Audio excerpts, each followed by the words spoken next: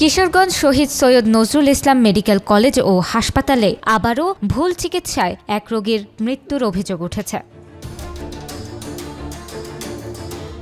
সোমবার সন্ধ্যা 7:30টার দিকে হাসপাতালে চিকিৎসাধীন অবস্থায় 55 বছর বয়সী বিনয় বিহারী সেন মারা যান। নিহত বিনয়ের স্বজনদের দাবি, ভুল ইনজেকশন পুশ করার কারণে তার মৃত্যু হয়েছে। আমার স্বামীকে ভুল চিকিৎসা নার্সেরা মারছে, আমি এটা সুষ্ঠু বিচার চাই। আমার অতটুকু আপনার কাছে আবেদন। আমার বাবা অসুস্থ ছিল, শ্বাস নিতে কষ্ট হয়েছিল, সেই জন্য শহীদ নজরুলে ট্রান্সফার করি।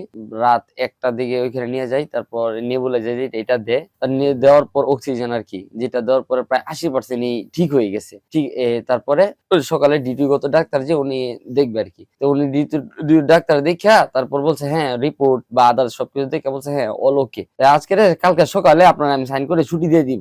সব অলওয়েজ ঠিক, তার মেডিসিন এগুলা দিছে, খাইছে, ঠিক আছে। তারপর স্বাভাবিক কথাবার্তা বাবা বলতেছে, করতেছে, তারপর ডায়াবেটিস যাচ্ছে, সবকিছু অল ওকে। আর উনি কি করছে, সিরিজটা আমরা দেখলাম আগেই নিয়ে রেডি, মানে টোটালি রেডি এখানে রাখা, তারপর নিয়ে এই নিবুলাইজারটা খুললা তারপর ওইখানে পুশ করে দিছে। তারপর 2 মিনিট ইমন হবে না, তারপর ওনার একটা খিস্তি হয়ে যায়। এই সময় আমার ভাই কল দিছে, আমি নিজে তাড়াতাড়ি উপরে আসছি, উপরে এসে দিই বাবা খেয়েছে। তারপর আমার বড় ভাই দূরে নাচের কাছে গেছে যে আপু এটা ইঞ্জেকশন দিছেন, এটা কি হয়েছে দেখেন তাড়াতাড়ি।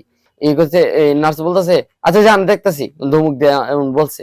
তারা অবশ্যই তারা নিজেরা উপলব্ধি করতে পারছে যে তাদের ভুল চিকিৎসার কারণে এই অ্যাক্সিডেন্টটা হয়েছে। এই কারণে তৎক্ষণাৎ তারা পলায়ন করছে, আর তাদের সাথে যত ডকুমেন্ট ছিল সবগুলো গায়েব করে নিছে। এই ঘটনায় রোগীর স্বজন ও বিক্ষুব্ধ জনতা হাসপাতালে ভাঙচুর চালায়। পরে পুলিশ, র্যাব, সেনাবাহিনী এসে পরিস্থিতি নিয়ন্ত্রণে আনে। আগে থেকে উনি হার্ট ফেলিওর এবং ফুসফুসের মারাত্মক সংক্রমণে আক্রান্ত ছিলেন। সিস্টার যিনি আছেন উনি ওষুধ এটা ফলো করতে গিয়া পেশেন্ট মারা যায়। কালকে শত শত মানুষ আসছিল, আসার পর কিছু ভাঙচুর করছে।